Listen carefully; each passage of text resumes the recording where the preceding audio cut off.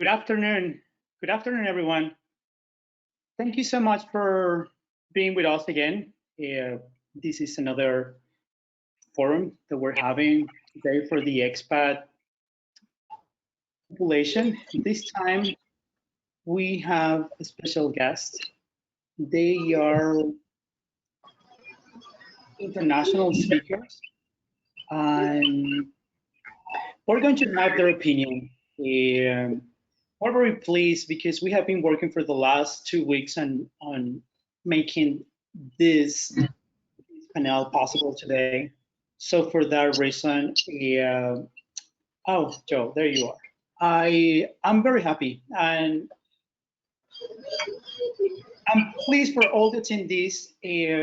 Make all of your questions related to this panel. We will start with Joel Nagel. He is an attorney from the U.S. and he has a large experience speaking in international forums. So he has a very good view and perspective of what in international assets protection or in general view for how to be an expat is. We also have Diana Cuevas. She's an attorney in Mexico. We know that Mexico is one of the large population for expats, and we will have her perspective in today. And we also have Mikkel Thorpe. He has been a while since the last time we saw each other. But I'm very happy that you are here. I know you will be giving us a lot of information on what is to be an expat nowadays. And also we have Don and Donna Woodbury. They're friends. They're clients. They're one of my clients, and they're actually in Canada, but they have a lot in Ecuador. So we want to hear from them. What is their experience about? And also we have Jason Hench, that he's like with us. He's the moderator for all the questions that all the attendees will have. I can see that we have a lot of people connected today. So please, let's start with Joel. What can you tell us about? I mean, it is obvious COVID-19. It has been a slap in the face for everyone. So what is happening with the expats? What is your opinion on that right now? Well, hello, Marcus, and thank you for having me on your program today. It's good to be with you. Haven't seen you in person for a while, so it's nice to see you in this format. Yeah, there is a lot happening, actually. I think the COVID-19 has driven home some things that we've been talking about in our field for the last 30 years. One of my clients always likes to say that, when the you-know-what hits the fan, you better be wherever you want to be. And we see now with COVID-19 how the borders have closed. They haven't closed to everyone, by the way. They've only closed to people who are non-resident or non-citizens. So it's still easy to move around the country as long as you have the right passport, the right visa. So I think number one, it's driven home the point that everybody should have a plan B, a plan C, to have a residency, citizenship, passport in another country, so that if they want to travel, if they want to move from one place to another, they can do that. I would say that's maybe one of the main things. It's the COVID-19 has also given people the time to sit back and look at their situation, to analyze what they've done, what planning have they done, what planning have they not done, maybe as well as they would like to have, whether it's basic things like their will or a trust or their business affairs. There's so many things that you could focus on, and I think right now people have the time to do that. But for the calls coming into my office, number one by far, has been people interested in talking about second residency, second citizenship. And I know that that's, plays right back into the work that you do. And Ecuador is certainly a place that people like to talk about when they're contemplating retiring and living in other countries. So I hope that I can certainly take the conversation anywhere you want to go, but that would be the opening comment that I would make. Yeah, thank you. I really would like to take the opportunity to ask you, because some of our clients, they don't really know what is and I know this is the field of expertise, like asset protection. For example, right now, well, during COVID-19, what will be the next advices that people should be aware of? Maybe some people, they will prepare for this, they will prepare for some type of a worldwide pandemic. There is any decisions that people should be aware of making some asset protections regarding whether if they have assets in the US or any other part of the world? Yeah, that's a great question. And I think the answer sort of falls into one of three categories. We have people that are concerned about their structure, meaning what I just mentioned, their trust, their foundation, their companies, their wills, those types of things. Then they have their strategies, meaning, what are their investment strategies, whether it's, traditional, non-traditional. I think anytime you have any kind of a emergency situation like you have now, the alternative investment sector tends to do the best. So gold is up.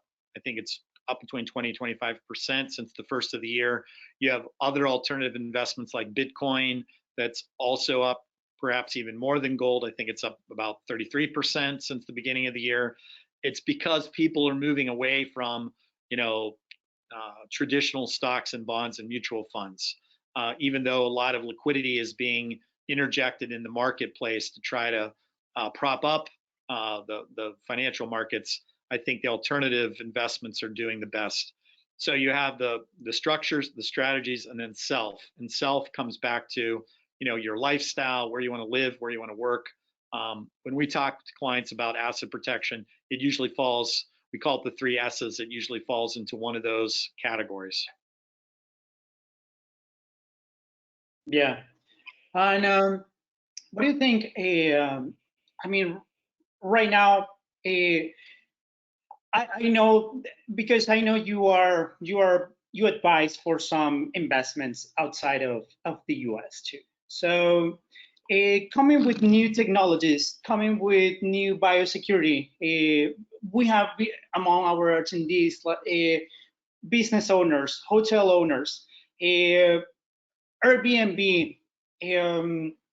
So what will be according to your view, what will be new regulations, international new regulations, for example, people trying to go to another place, whether they have to get a medical exam or they have to prove that they are in good health condition. So those businesses will be affected. It will be a good idea to diversify their investment. Well, yes, we're already seeing countries putting those types of things in place. If you are able to travel, you're going to have like a medical certificate that shows you haven't had coronavirus, or that you already have had coronavirus, but you're not contagious anymore. I was just talking to a colleague of mine in Belize, and they're setting up infrared cameras and thermometers to be able to take people's temperature real time. If you come in with a high temperature, you're not going to be allowed to go into the general population. Again, there's always going to be the distinction between people who have the right to come to your country, meaning citizens and residents, versus people who don't have the right to go there, which is basically the tourists and everybody else. Even business people, if you want to travel on business somewhere, you don't have a right to go there. You can go there because they say you can, but they can change their mind tomorrow. And that's where we are now, where particularly in Europe, South America, even the United States, of course, there's only certain classes of people that are allowed to move around. That's, I think the main argument for why you do need to look at having, a second citizenship, second residency, things like that. The hotel industry has been absolutely devastated. I read something by the CEO of Marriott the other day. 90% of their worldwide hotels are closed at the moment. The ones that are open have between a 10 and 15% occupancy rates, which means, the whole industry is basically teetering on bankruptcy. So there's going to be a big effort to try to get that industry going again, but that can only happen in an environment where people aren't worried about catching some disease. Okay, and I would like to make an approach on the positive side about this. Is there's anything positive that we can recall out of this? Like, I mean, of course, we have some experiences right now. I have seen some people, like, luckily, I have seen like people making some deliveries, and that's what is local here. But some positive outcome out of this. What is happening with that? There's anything positive? Well, I guess, at least here in the States, we see certain industries, Amazon, for example, would be a good example where, because they are in the business of delivering things to people's homes, there's actually an Amazon local center near where I live. And, you can literally get in a traffic jam these days being backed up, waiting for all the trucks to pull out in front of you. That's how busy they are. They have help wanted signs. But, they're doing that at the expense of a lot of brick and mortar retailers. J.C. Penney's, for example, several other big retailers are announcing that they're shutting down or going into bankruptcy. So, yeah, there will be some winners. There's a lot more losers. I think that's the reason people are very keen to go into alternative investments. It's not just gold and Bitcoin. Other things, agricultural investments are very popular right now because people need to eat. Forestry investments have always been popular. They seem to be even more popular because trees just grow whether there's a worldwide pandemic going on or not. I think most of the clients that I talk to, that's the kind of thinking that they're going through. They're trying to look for where can they make lemonade out of lemons, so to speak? What are the bright spots in the economy? That would be my comment on that. Yeah, thank you so much, Joe. And I would like to move forward here at this point because I know we have a lot of panelists and there's some questions that we are receiving from our attendees. So let's move forward with Diana. Diana, please, can you please tell us a little bit what is the situation in Mexico? We spoke briefly before when we were rehearsing for this panel, comparing a little bit what is happening in Ecuador, what is happening in Mexico. But could you please tell us what is going on in Mexico?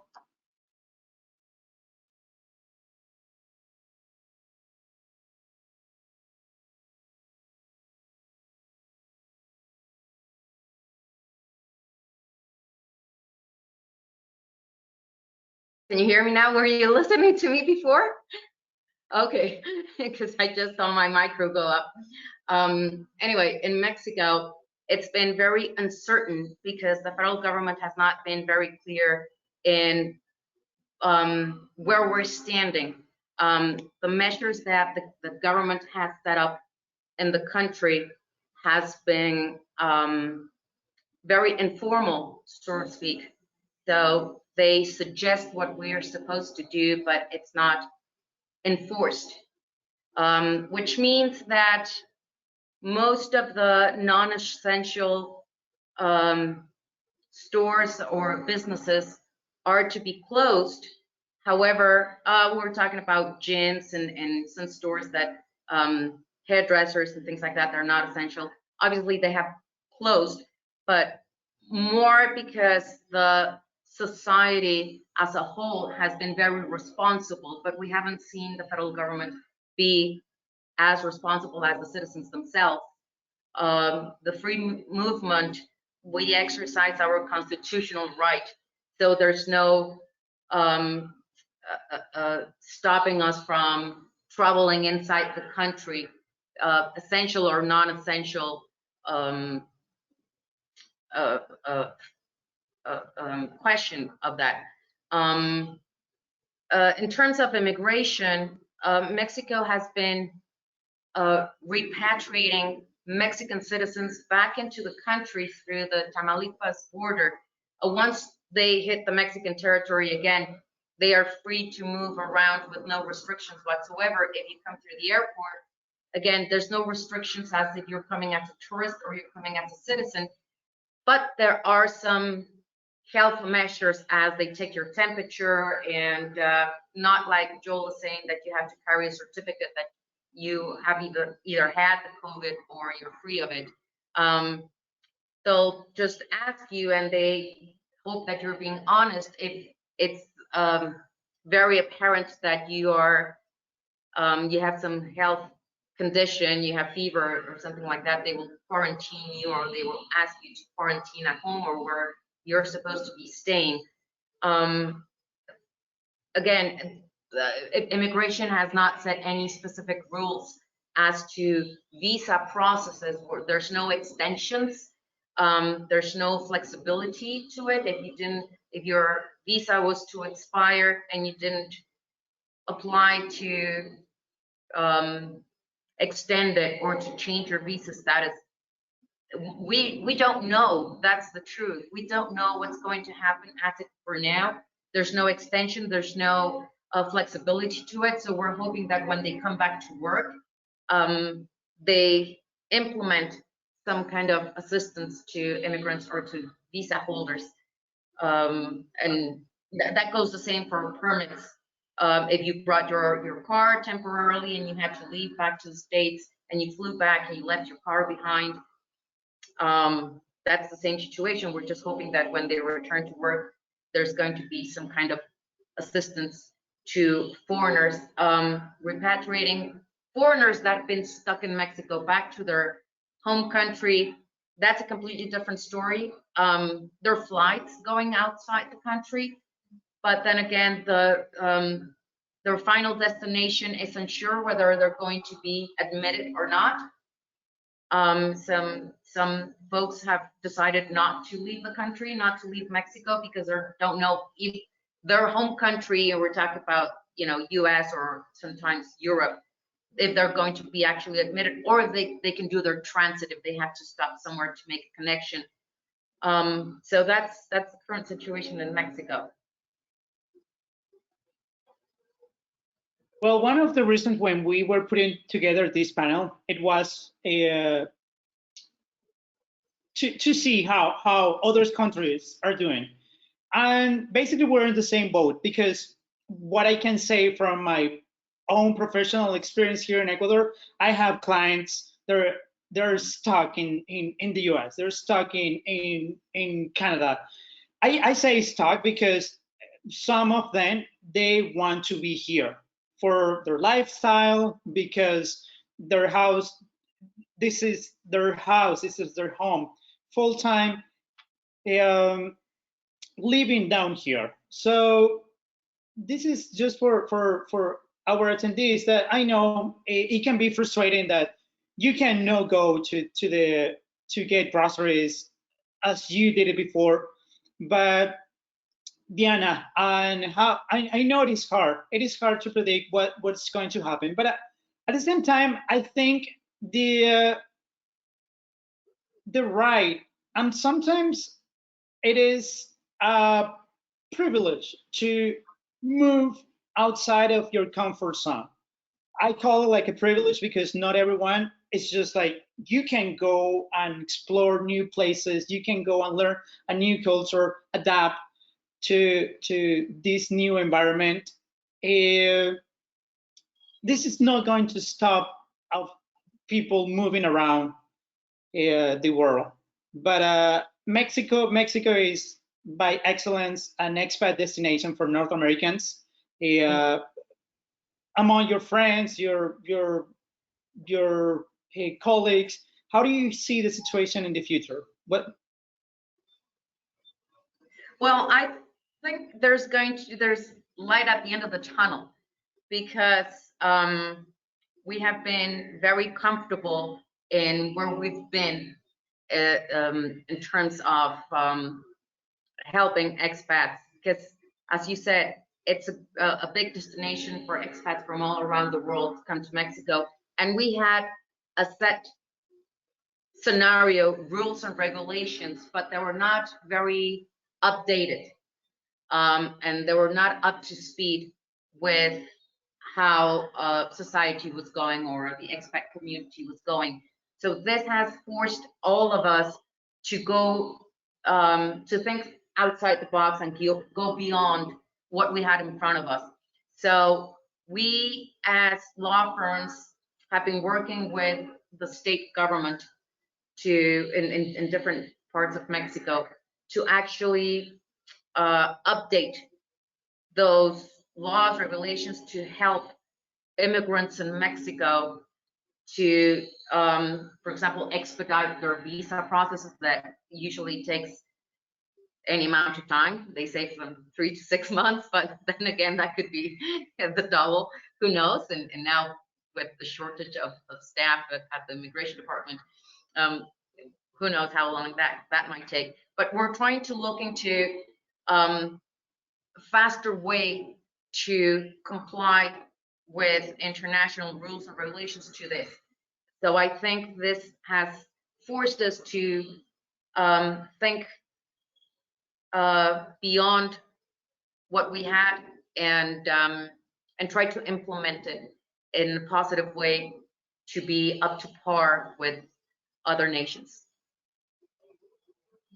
There are some parts in the US that I was watching the news the other day, and there are some parts in the US that they're ready to open, coming back to normal life or the new normal.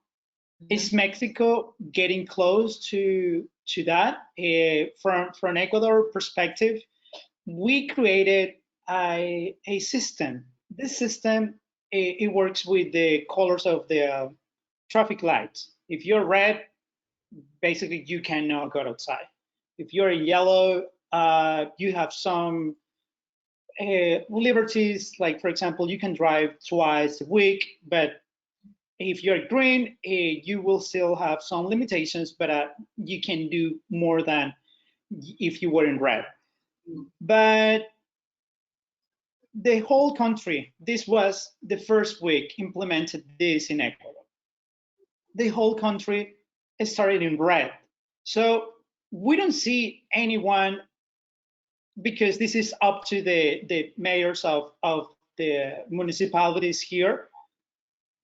Anyone, they don't want to risk the people, but at the same time, we have a huge economical risk that if people is not working, we might have some crime rates going up. We will be arising other problems. So what is Mexico taking measures about if it's going to open like in the US, or what is the plan for Mexico right now? Well, the plan for Mexico as it is now, as you said, it's unforeseeable what's going to happen in the future.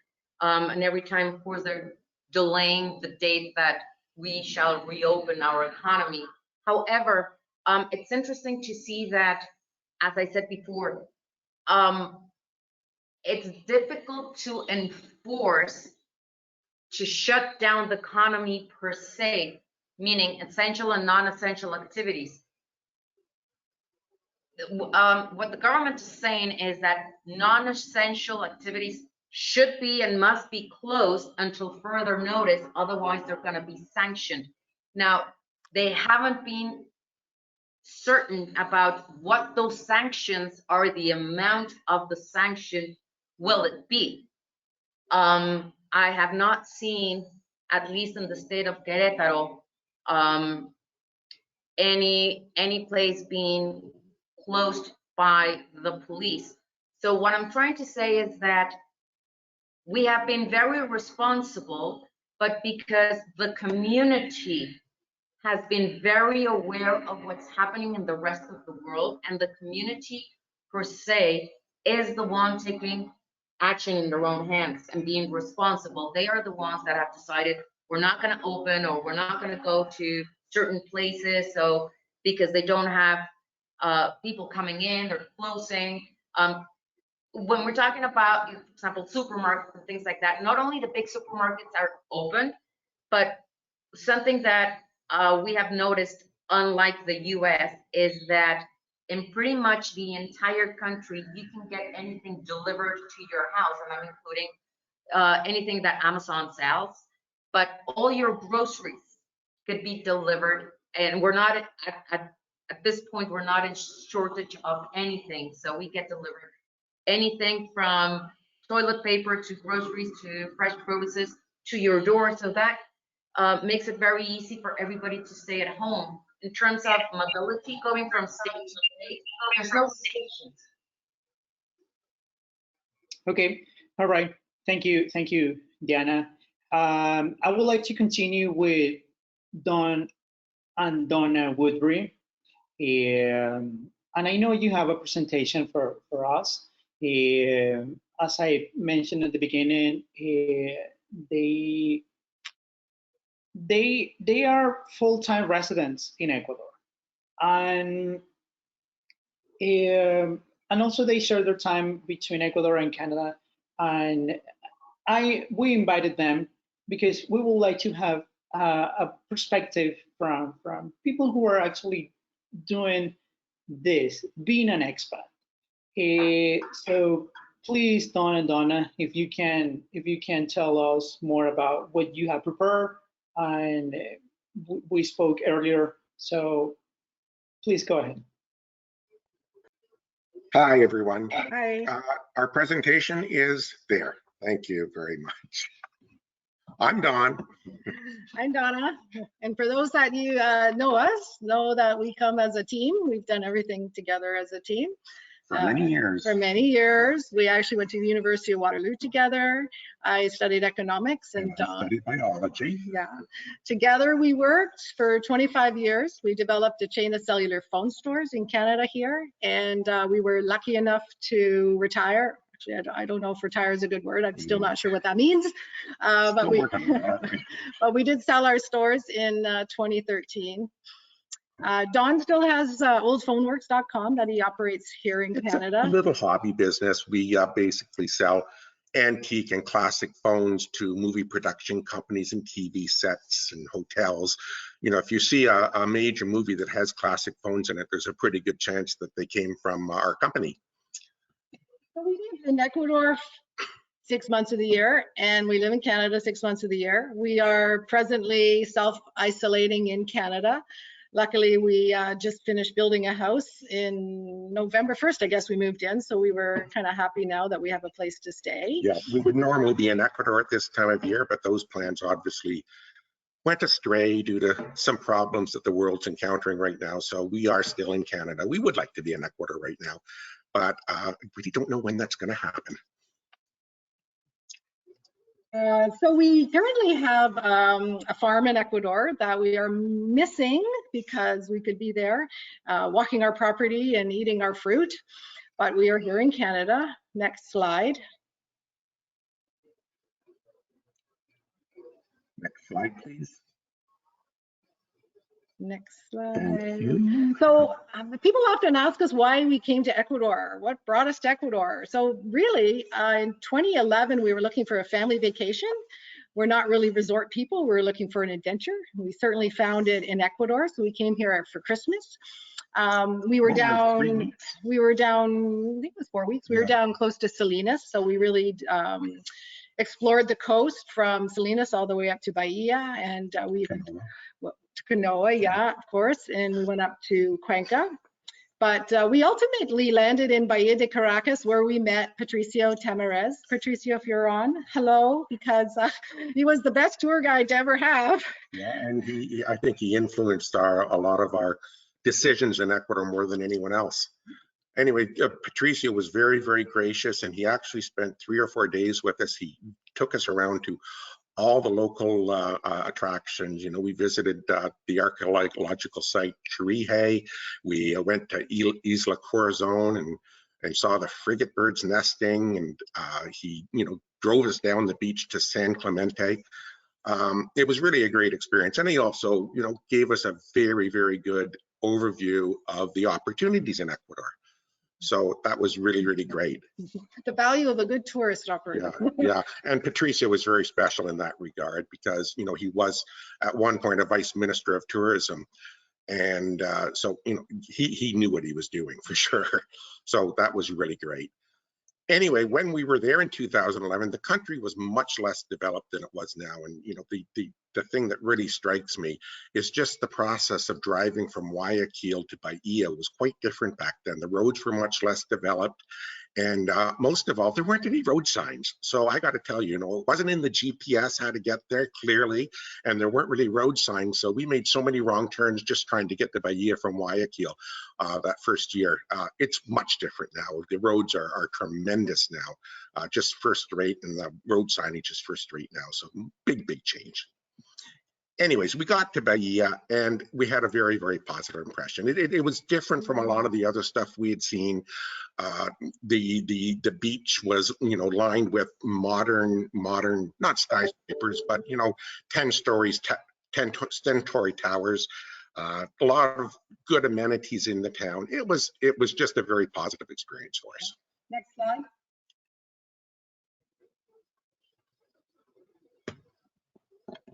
Next slide. So our checklist, perfect retirement destination. What did that mean to us? Great climate, beautiful beaches, the culture. Ecuador certainly has wonderful people, low cost of living, fresh produce, many opportunities, and a dollarized economy at the time in 2011. The Canadian dollar, I think, was at par. So it really made sense. It's a little bit more difficult as a Canadian to invest into Ecuador now. Our dollar is trading at $1.40 for, as any Canadian can tell you, but back then it was basically trading at par. So it was a much easier decision to make. Next slide.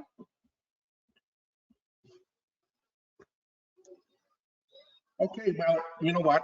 Coming to Ecuador for us, there were some challenges. Number one was the language, because we spoke English and Ecuador is obviously a Spanish-speaking country. We had zero Spanish when we got there. We worked on that. I mean, we're still not perfect. I can read and write pretty well. I still have a hard time following verbal conversations, but we do get by, so it's good. Ecuador is a land of fluid and ever-changing rules and regulations. You know, a lot of policies are done in what would appear to be really a knee-jerk way, and then, you know, later on repealed. So you see things constantly ebbing and flowing with regard to rules and regulations. Makes it a little bit hard to plan a business. The bureaucracy is challenging. Public service is probably a little bit more bloated than it needs to be for any number of reasons. Don't really need to get into it here. Just to say that, you know, it is a challenge to navigate sometimes. The mismanagement of the public service trust, which is, I guess, a polite way of saying corruption, because you will, you know, we have encountered corruption at a lot of different levels of government, you know, starting right at the transit police and working on its way up. But you deal with it. You understand that it is part of the country, and it's just there, and you have to deal with it. So. Most of all, you learn to adapt. We know that, you know, we're not in Canada anymore, not in the US anymore, and you learn to adapt. And that's probably one of our biggest tips to anybody is just. It's not Canada. It's not the US. You're not in Kansas anymore. You have to adapt, for sure. Next slide.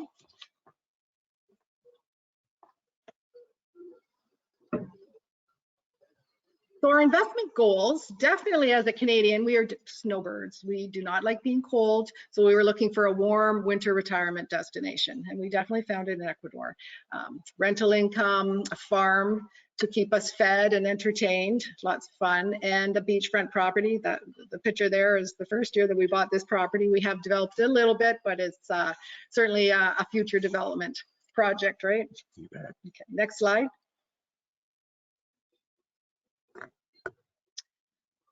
Okay, So we did go down to Ecuador, and part of the idea was that we would find a retirement destination where we could also generate a little bit of rental income. So we did buy a few rental condos in Bahia, and we set about renovating them. The condos were originally built in the early 90s, and you know, they had gone on for 20 odd years, and they were badly in need of renovation. So we basically gutted them and rebuilt them, and learned a lot in the process. It is different building in Ecuador than it is back home, but we persevered and we got through it. April 6, 2016, we had a little surprise. We were in an elevator at the time, got shook up quite interestingly, to say the least. But anyway, the earthquake did damage all of our condos, most of the buildings in Bahia. It wasn't a very positive event for us because we ended up having to basically shut down that rental business for 18 to 24 months while everything was rebuilt. So not only did we lose the rentals, but obviously there was substantial reconstruction expenses that we incurred as well. The condos are now rented on a long-term basis, so that's good. But you know, as a long-term investment, for any number of reasons, it hasn't been great. But anyway, So we persevered. we And persevered, and it is what it is, and they're rented now, so all's good. next slide.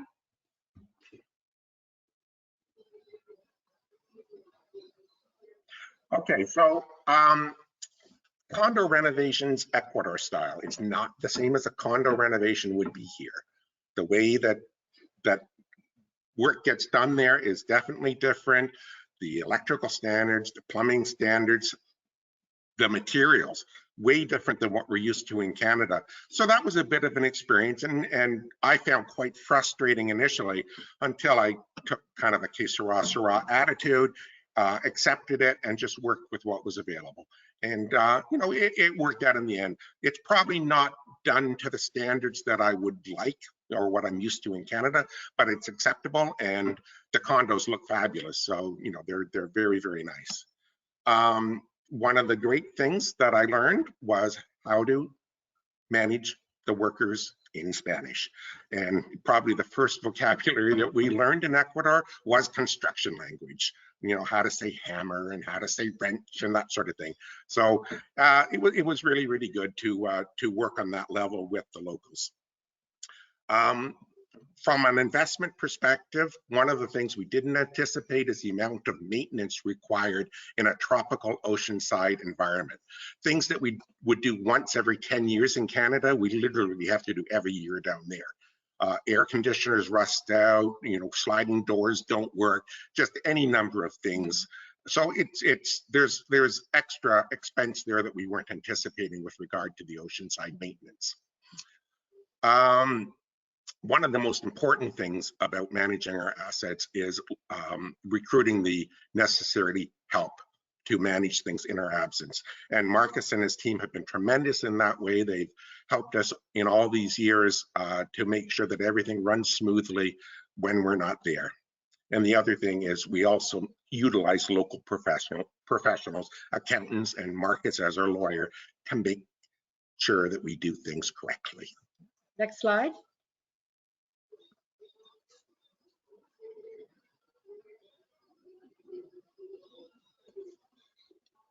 Okay, so we purchased a farm. This makes us very happy.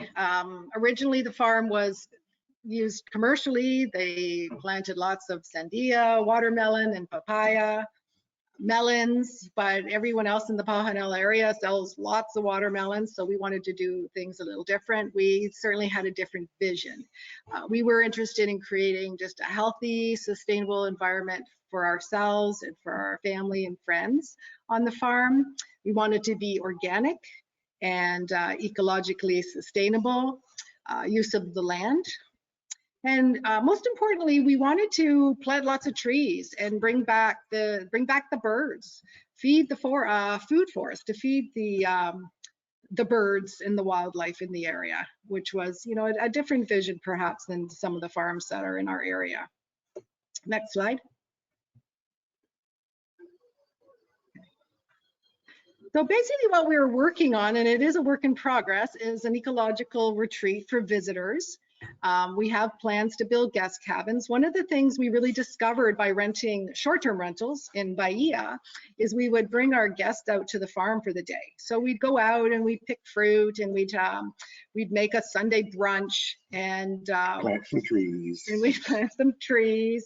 And we found the comments were, it was the most fun experience these people have ever had. So in Ecuador. So we had one couple that had a one world ticket, and Ecuador was probably month 6, and they came to Bahia, and it was shortly after the earthquake. Our condos were renovated. We were a little embarrassed for Bahia because it still was not completely rebuilt. It still isn't, but it's looking much better. But they loved it, and they couldn't say enough about it.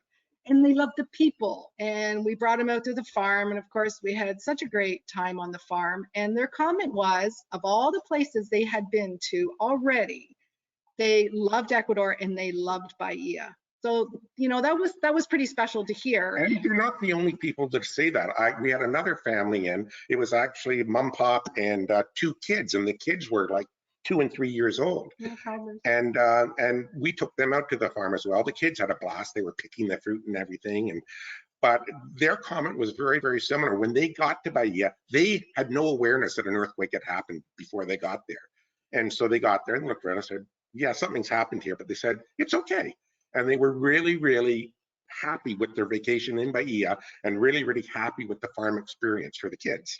So we have to keep that in mind moving forward, that people are going to continue to come to Ecuador. You know, they don't remember that there was an earthquake, and they won't remember the bad press that Ecuador has got recently. Right. That's going to be a thing in the past. I wouldn't be concerned about that at all.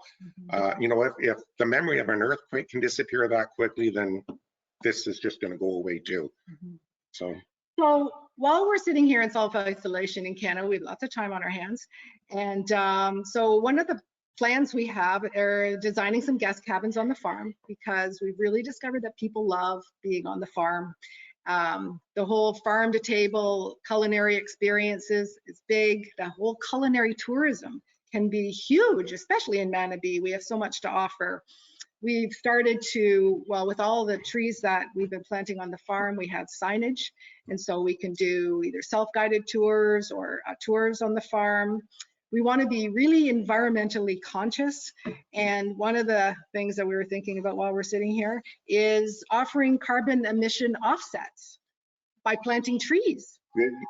For the environmentally conscious traveler, the whole idea of taking a flight to go somewhere is becoming more problematic, because the amount of carbon that is put out by, you know, a flight to Ecuador is very, very significant.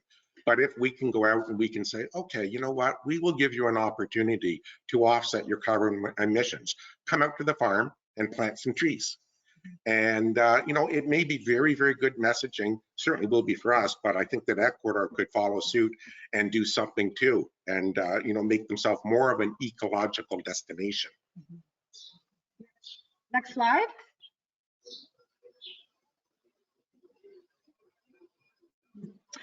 Seed to cup. So we were lucky when we bought this farm. There was coffee trees on the farm. They were young at the time. We had about 2,000 coffee trees on the farm, and I think they were probably 2 or 3 years old at the time.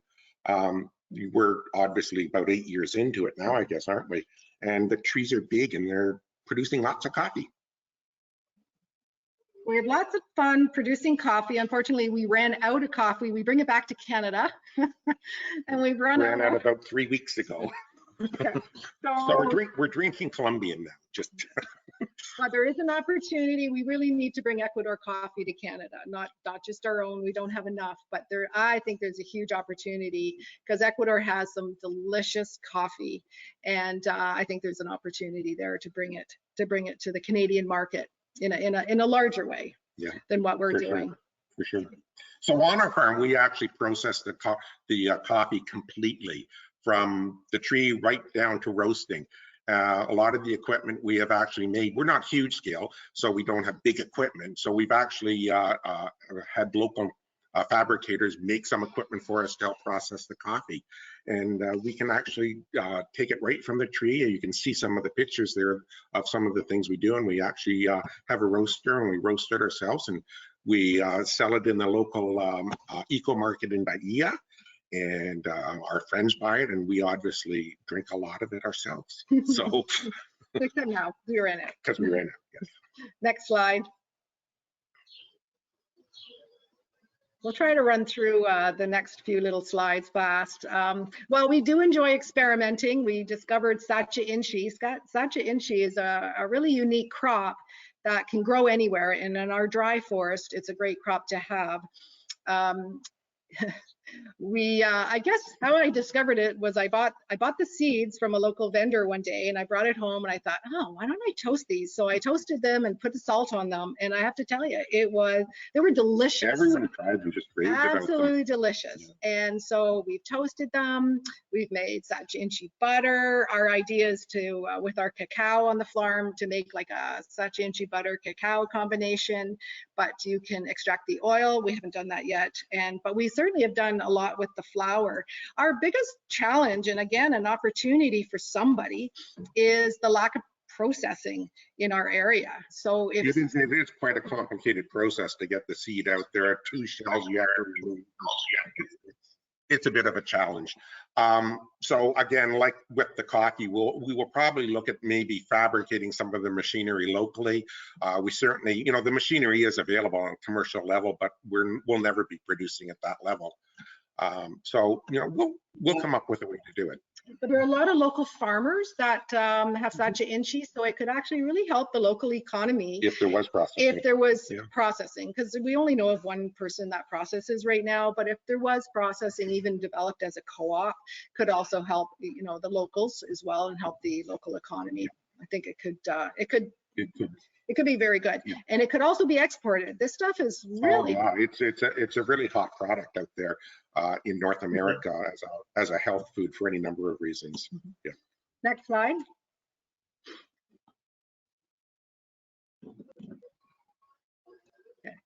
Pitahaya. I guess Pitahaya was our biggest crop that we planted back in 2014. We planted 400.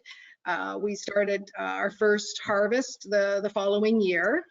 Right now we get 3 harvests a year from the crop, but it was a learning experience. So when we first planted them, we thought teak would be a really great post because it was strong and it was durable and it was going to last, but it didn't really last very long because as you water your plants, the bottom of the teak poles rotted and they fell over. So we went into the field and we replaced them all with concrete posts. So if anyone wants to go into the Pitahaya business, concrete, because believe me, you don't want to have to lift a 200-pound spiny cactus off its post to replace it.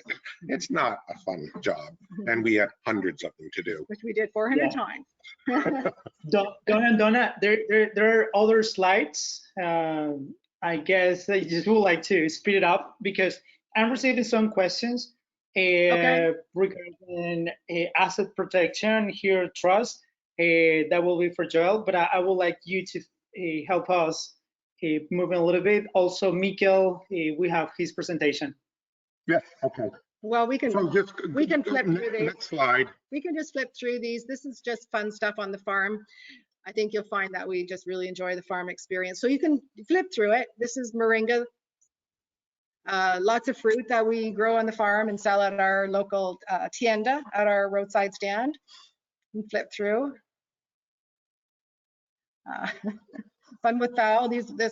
Don likes his ducks. I like my ducks and my peacocks and my geese. Okay. Next. Sorry, we know we kind of went overboard on We're very passionate about this, obviously. So. Okay. Yeah. What I can see here, it is that this is a lifestyle, and this is the purpose on having you as guest here, because it is not just going and living somewhere else or trying to make an investment, because you have been experiencing so many stages, like from the investor perspective, from the learning curve, the culture, and now we can see all the passion you have for what you have built in Ecuador. So is that what is an expat be like? I mean, you can go somewhere else because you are forced, and that's very different because then you will be a refugee. But no, this is a lifestyle that most of our countries in South America they have. It is different everywhere, but it is as I said a lifestyle. Yeah. Okay. So I would like to continue with Mikkel. Mikkel, please, if you can help us. I know you have a lot of experience living as an expat, and you are living right now in Panama. I would like you to enlighten us about what is the what is your vision? You can speak about investment. You can speak about where to go and what to try. But all that expertise, we would like you to share with us, please. Yeah, absolutely. And I prepared a presentation, but I'm not exactly sure how to share screen. So I can just talk for a few minutes, or if the moderator can give me a hand with allowing me to share my screen. Yeah, Romina, can you please do that? Romina is our technical person in EcuaAssist. So. If not, we can always just do Q&A. Okay, all right.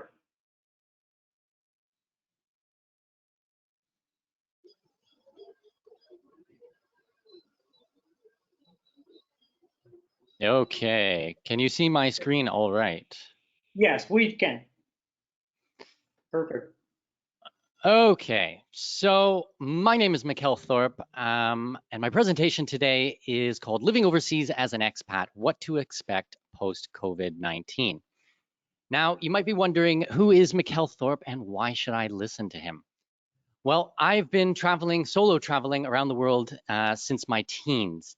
I've visited more than 100 countries. I've been living overseas continually and traveling the world continually for 20 years. I've lived in 8 different countries and I've circumnavigated the planet more than 400 times.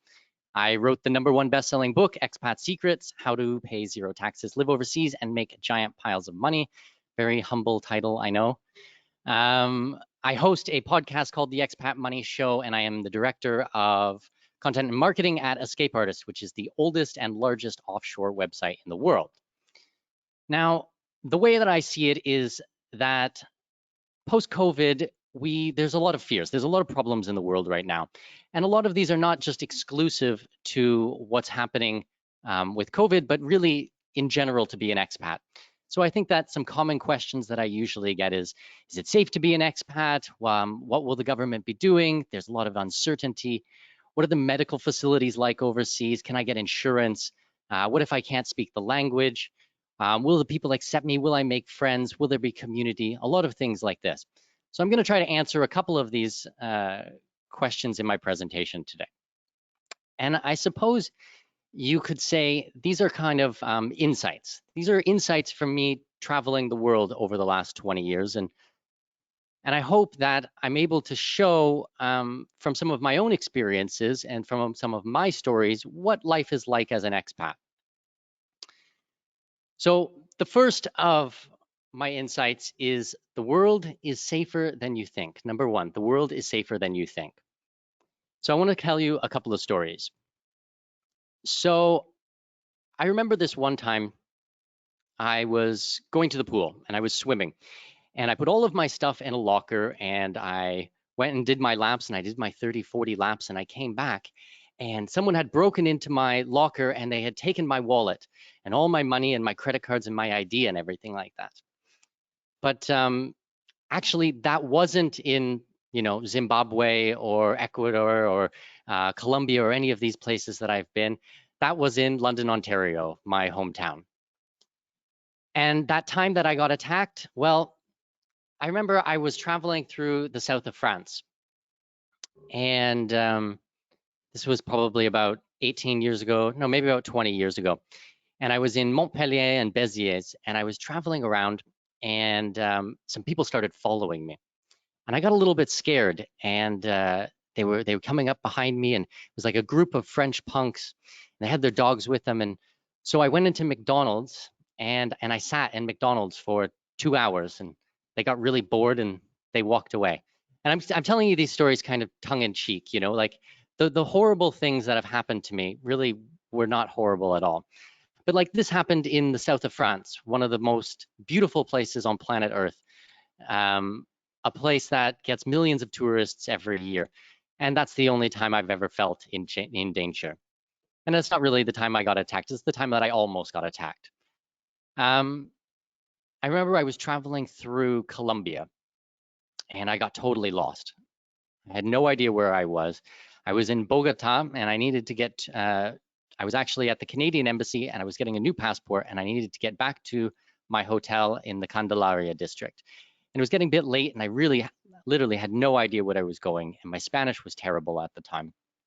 And so I went up to some gentleman, and I asked him, you know, where is the Candelaria district? And I asked him in my broken Spanish. And instead of him telling me, okay, get on a bus and go 3 stops that way and then walk down 2 blocks, he actually got on the bus with me, paid for his ticket, rode the bus stops. When we got there, took me out for coffee, paid for the coffee, then walked me to my hotel, got back on the bus and went back the direction that he was coming. So as I said, this is kind of life as an expat. The world is safer than you think.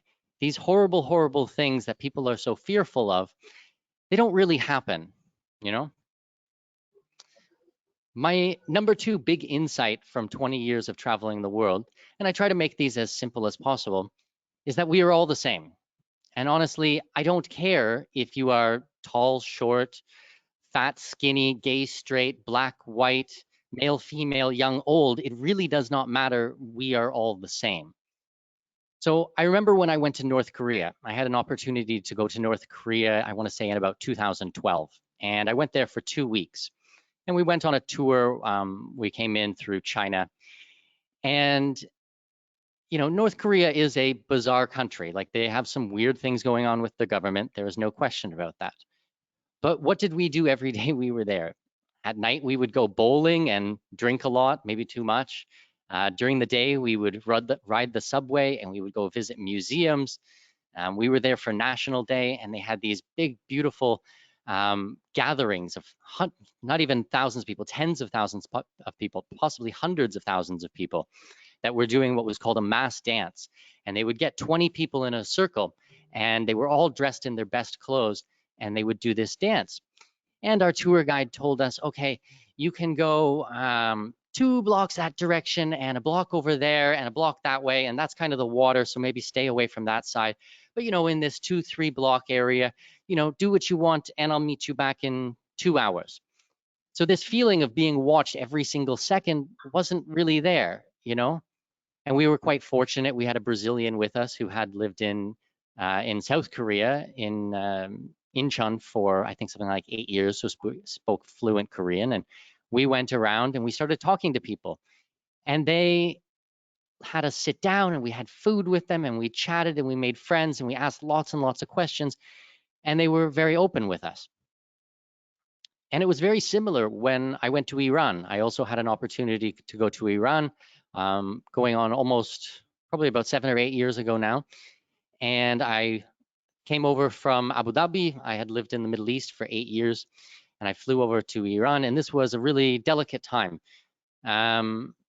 They had closed the embassies in Canada to Iran, and there was the US were moving in their Air Force bases.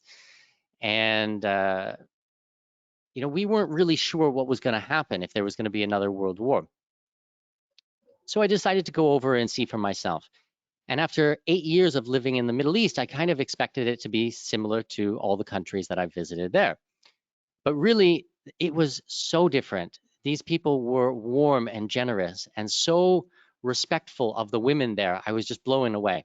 I remember this one time we went to the market, and there was a group of women who walked by. And the market was quite lively at the time. But when the women walked by all the men became very quiet and let them pass. There was no catcalling or names or anything like that. certainly not like when I visited Morocco or Egypt or a lot of those countries.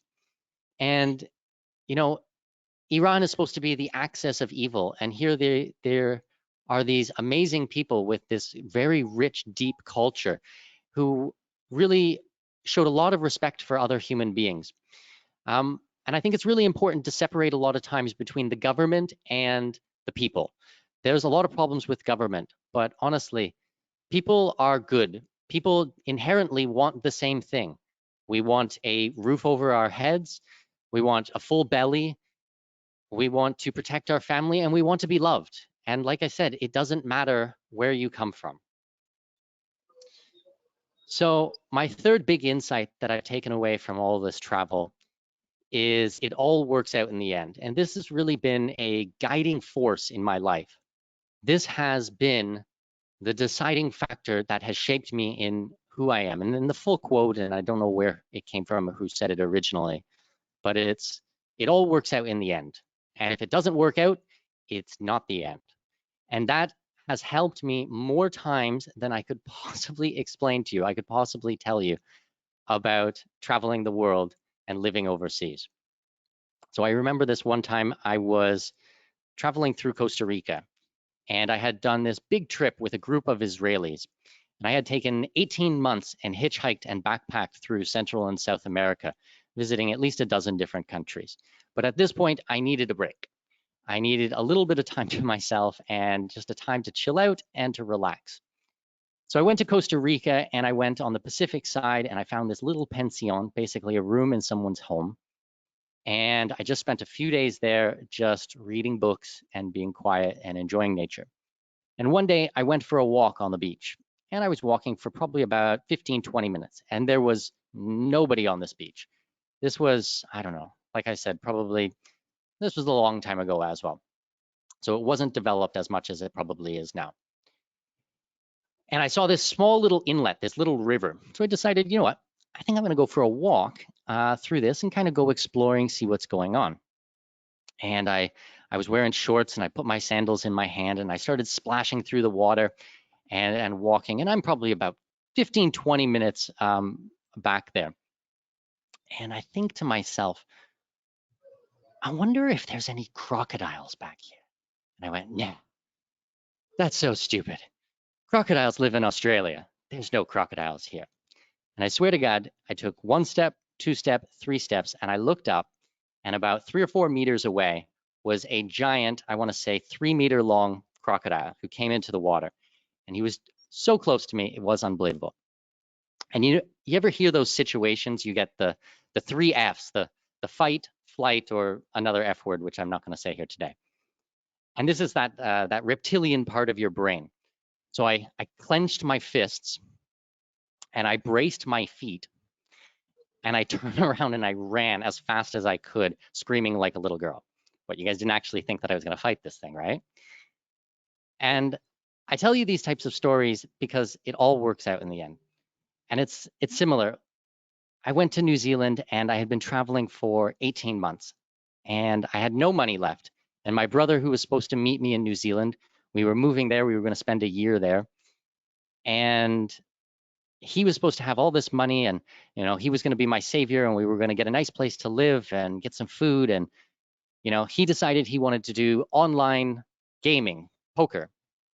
And about 2 weeks before he got on the plane to meet me there, he lost all his money. So he had his plane ticket, but that was about it. And I had come through from South America, and I had something like $56 in my wallet. And we arrived, and both of us had nothing. We were completely skint. So we took the last of our money, and we went from Auckland all the way up to the North Island in Paihia. And we started working at a youth hostel. We were in our 20s. This was a long time ago. And there was 8 of us living in a little 6-bedroom, not 6-bedroom, I wish it was 6-bedroom, 6-bed dorm room. And there was 8 of us because everybody would always have, someone's girlfriend would come over, someone's boyfriend would come over. And there was no alcohol allowed on the premise.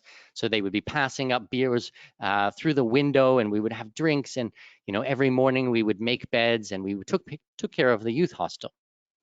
And I had no money, nothing to my name. And at some times I was really scared. I thought, what's going to happen? I have no ticket home. Nobody knows me here. I got my brother, my little brother, but that's about it. And, not shortly after that, I ended up finding a job, started working. I moved down to Wellington, got a better job, started saving up money. I moved to Australia after that. I spent 3 years living in Australia. I lived in Singapore for a year. I lived in all over Canada and the United States. I lived in the Arctic for 366 days. I lived in the Middle East for 8 years, and last year, my wife and I moved to Panama. And honestly, it all works out in the end. So I guess my question to you is, what will you do? I think that we have a lot of people on the webinar today who are either expats and wondering, should they continue as expats or should they go home? And I think we also have a lot of people on the webinar today who are thinking about becoming expats.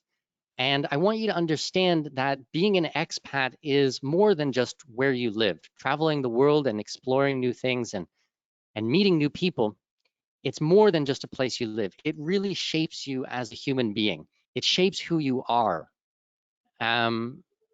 It's a philosophy. It's a religion. It's who I am. I'm Canadian with Danish heritage. My wife is from mainland China. I met her in Germany. We got married in Africa. My daughter was born in Abu Dhabi, and we live in Panama now trying to learn Spanish. That's who we are. We're expats, and I wouldn't have this any other way. And honestly, I will continue to be an expat, and I hope you guys will too. So my other question, or maybe my invitation to you, is the importance of premium intelligence. And I think that this is so important because you can find out anything you want online right now. The problem is not finding out, or the problem is not getting information. You can definitely get information online, but is it from someone who really knows what they're talking about, or is this just armchair? If you want to subscribe to our newsletter, you can go to escapeartist.com. Like I said, I've been doing this for a very long time. We run the oldest and largest offshore website in the world. So if things like second passport, second residency, offshore banking, offshore incorporation, living overseas, if these types of things interest you, I highly encourage you to sign up for the newsletter. You can also subscribe to my podcast, The Expat Money Show. We've had people like Mr. Joel Nagel, who's been a guest not once, but twice on my show. We've been very fortunate. We've also had people like Jim Rogers on the show and Grant Cardone, guys who are worth hundreds of millions of dollars, if not billions of dollars. And we also have a massive summit that is coming up June 1st called Offshore Escape 2020. It is a completely online summit. And I definitely invite everybody to take me up on the invitation to join me there. You can find out more about it at escapeartist.com. Once you sign up for the newsletter, then you will get notified from that. And thank you so much to everybody for having me today. And I think that this is a really important platform, and I think this is really important what you're doing today here. So thank you so much. Thank you, Miguel. I was receiving messages while you were speaking. They were fascinated to listen to your stories. Thank you so much for sharing them. I would like to continue, Jason. I guess we have some questions. So could you please help us with them? Also because we don't have that much of the time, so please go ahead. Yeah, sure, Marcos. First question is for Mikel. Okay, so as you know, we as a world citizen start to develop the new normal that's going to be post-COVID. I would like to hear your perspective. There's a lot of talk about what work is going to look like. So do you feel, or what is your opinion on location independent folks looking to become expats or looking to travel more? I would love to hear your thoughts about that. Yeah, absolutely. So I think that a lot of people in the world are going to be getting a taste for remote working. It's going to open the doors in a big, big way. Businesses and companies who have never thought about having remote workers now have had to come up with solutions on the fly. And this has been a massive learning experience. Now, I'm very fortunate because I run my business as 100% online. Even my summit was always planned to be an online summit. I've been working on this for 5 months, kind of before we ever found out about COVID or really understood how big it will be. So I think that we will see a lot more expats. I think that we will see a lot more entrepreneurs entering the space where they're going to be able to build their businesses overseas, as well as remote workers. So traditional work that's just done online opposed to going into the office. Now, how people are going to deal with those situations, are you going to be able to stay productive? Are you going to stay motivated? Are you going to be able to stay happy? You know, that's something that I think we're all going to have to work on as a people, as a species, because this really is a massive change for everybody around the world. But I think some of the other big challenges that we're going to see is homeschooling. Now, I didn't actually get into it today, but you know, we have some pretty esteemed lawyers and people with some massive education on the panel today. I'm actually the opposite. I'm an autodidact polyglot, polymath. So I really taught myself all of these types of things. I stopped going to school when I was 12 years old and dropped out when I was 15 and started traveling as a teenager. It's kind of how I've been able to travel so much. Now, I've been a proponent of homeschooling for, I don't know, 25 years, something like that. And it was really interesting because when I started telling people 20 years ago that when I have a family, I want to homeschool my child, you know, and I would get looks that I could clearly tell that people just thought I was absolutely crazy. I was nuts, you know. And then about 5 years ago, I kept telling people this, and people just kind of nodded their head and started saying, you know, that's better. That makes sense. And I think that post-COVID-19, we will see that even more. We will see even more people understanding homeschooling and the importance of it, because a lot of the public education just hasn't been there for us when we needed it. I actually was reading news articles in the United States that were saying that the school boards, the public school boards, were lobbying the government to not allow charter schools and private schools and homeschooling institutions that do online programs to continue, because it was, quote unquote, not fair, because they have a head start advantage, because the public schools were only done in brick and mortar. So they wanted time to catch up. And I thought that was really telling, you know, because that shows that it's not really about the child's education, which is the best at heart. It's, you know, how do we indoctrinate these children to have a traditional job?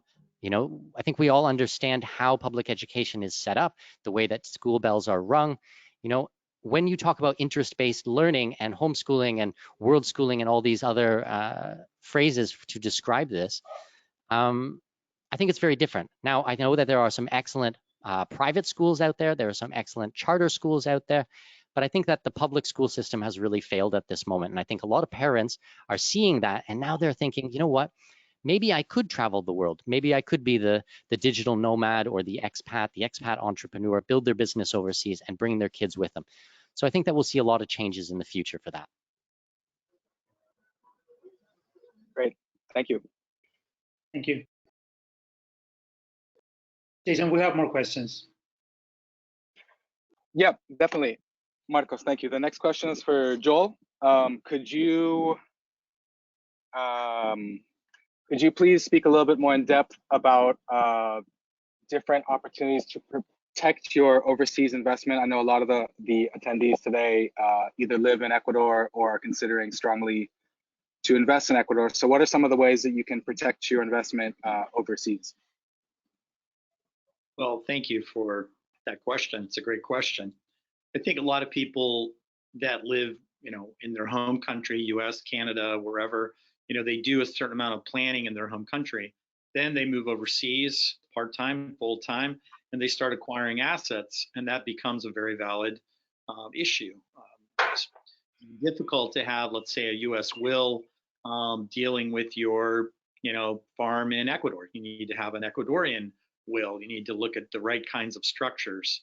For my clients that tend to be, you know, above average means, I would say the trust is still the primary legal structure that clients use. In the English common law world, foundations tend to mirror trusts in the civil law world. The common law trust has been around over 1,000 years. I was at a conference not too long ago, and I was explaining the benefits of using a trust, and somebody put up their hand and said, "Wow, this is so fantastic! Did you invent this?"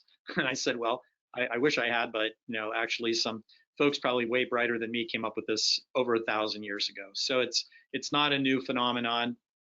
The basic notion is that you're transferring the legal ownership, not the beneficial use of an asset, but the legal ownership to a structure, a juridical person that simply can't die. It's different than you, which means if you get sued, you don't own the asset, the trust owns the asset. In a lot of the top jurisdictions, trusts themselves can't be sued or only under very, very specific circumstances. So, it helps from an estate plan standpoint. If you say, I want to put a structure in place and I want it to be available for my children, my grandchildren, my great-grandchildren, or for the next 1,000 years, you can do that. And in fact, the offshore planning is in a lot of ways more flexible than U.S. planning. The states have a lot of rules about what you can do, what you can't do. You get into things like the rule against perpetuities that says, you have to leave assets to a person. You can't leave them into perpetuity. But other jurisdictions that we work in frequently, like Belize, for example, is a jurisdiction we do a lot of structures in because it's English speaking, English common law, it's still in the region. Ecuador has some interesting legislation, including trust legislation. I'm sure Marcus could talk all day about that. But these vehicles are really designed to protect and preserve the assets. If you want to use a sports analogy, I would say that these structures provide the defense. They're not the offense. The offense is how you invest your money, what you decide to buy, what type of investments you make. That's the offense. But the legal structures, that's the defense. That's your trusts, your foundations, your companies, your LLCs, things like IRA LLCs, which have become very, very commonplace. A lot of people have money stashed away in their IRAs. It might be one of the only major pots of money they have to work with, to use for investment purposes. And, there's nothing in the law, at least in the US. Canada actually is different. So this is only for US folks on this program. There's nothing that prohibits you from investing your IRA money abroad. So if you decide there's a great farm in Ecuador that you really love, if you do the legal structure the right way, you can use your IRA to buy that. You don't have to be limited to the types of stocks and bonds and mutual funds that Charles Schwab, says you can buy. So I think that's it. Before I turn it back over, Marcus, let me wish Diane and all of her colleagues in Mexico a very happy Cinco de Mayo. We can't miss that. Thank you very much. Thank you, John. It is always good to share these kind of platforms with you, speaking for expats. The time is against us, so I would like to ask Don and Donna to give us a final message and basically what are you most excited about coming back to Ecuador as a final message for all of our attendees. Well, we are excited to get back to Ecuador. I can't say how excited. We just don't know when it's going to happen, unfortunately, but it will happen. It will happen. And, we have some pretty significant plans for once we land back on the ground over there. I'm very confident that things are going to come back. And, we may be in for a little bit of pain in the short term, but people do want to come to Ecuador. It's a wonderful place and it has so much to offer. And memories are short. I know that, Guayaquil had some pretty bad press, international press, but that will be forgotten very soon. And, we're going to go ahead. We're going to push forward with our development plans for what we want to do in Ecuador. We're going to, invest further, make it happen, and hopefully be part of this renaissance that is going to come. There's no doubt about it. And I also want to add that, you know, the expats have a voice and there's a lot of change to come. And so don't forget that you have a voice in this change and you have a lot of experience. So get involved in your communities, get involved. These webinars are great. Thank you very much, Marcos, because we've learned a lot as well and you've kept us connected to a lot of great people. But, you know, we can't stress enough that you really do have a voice in the change in Ecuador and a lot of experiences to share. So seek out the opportunities because there are going to be a ton of them. Ecuador obviously is going to need foreign currency coming back into Ecuador. They've been stressed. I mean, the oil has caused a problem. The agriculture exports have been a problem. Ecuador is going to be looking at ways to get foreign currency into the country. So, you know, look at the export of Ecuadorian products as an opportunity. Look at how you can help the locals develop tourism, because tourism is huge for Ecuador, can bring so much money in. The big thing is just get involved. You know, you have knowledge, you have skills, put them to use. Thank you guys. And just as a reminder, on our next roundtable, we're going to have Alberto Acosta. He's one of the top economists in Ecuador. He's going to be talking to the expat population living in Ecuador about dollarization and what will be the next regulations in the economic perspective from the government. So we will see you next Thursday at 2 p.m. And again, I want to thank again to Diana, Mikel, Joel, Donna, and Jason. Thank you so much for your time and your experience with us. Thank you. Thanks very much. Marcus. Thanks. Bye. Thank you, Marcus.